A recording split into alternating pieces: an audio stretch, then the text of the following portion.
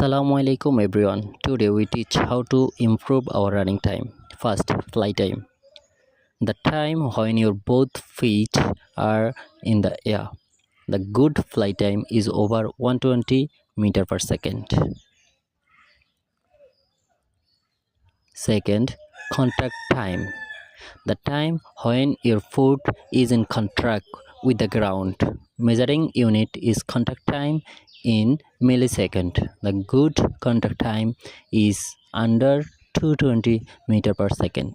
Contact time বলতে আমরা বুঝি আমাদের পা যখন মাটি স্পর্শ করবে সে এখন মাটি স্পর্শটা ত্যাগ করবে সেই টাইমটাকে আমরা বলবো কন্ট্যাক্ট টাইম।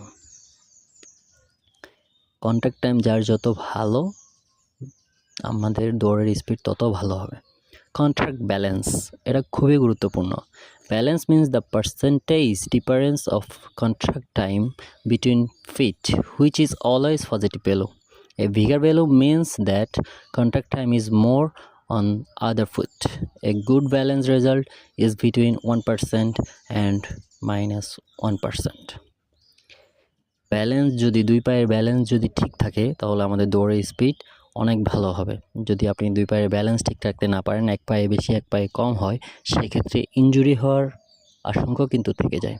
এই জন্য দৌড়ানোর সময় আমরা অবশ্যই আমাদের যে কন্ট্যাক্ট ব্যালেন্স, পায়ের যে ব্যালেন্সটা দুই পায়ের সেটা মেনটেন করে চলবো। Step length is length of your step. Longer stride correlates with more efficient push pace. The good step length is dependent on the running speed and height of body. এটা খুবই গুরুত্বপূর্ণ। আপনি যখন বড় বড় স্টেপ দিয়ে দৌড়াবেন তখন আপনার শক্তি কম খরচ হবে এবং আপনার দৌড়ের স্পিডও বাড়বে এবং অতি সহজেই দূরত্ব অতিক্রম করতে পারবেন। Finally, step cadence. Step cadence or step rate is number of steps you take per minute. Good step rate cadence is dependent on your body height and running speed. Step ক্যাডেন্সটা খুবই গুরুত্বপূর্ণ। আপনি প্রতি মিনিটে কতটা স্টেপ দিচ্ছেন সেটার উপর নির্ভর করবে আপনার দৌড়ের স্পিড কতটা হবে। আসসালামু আলাইকুম।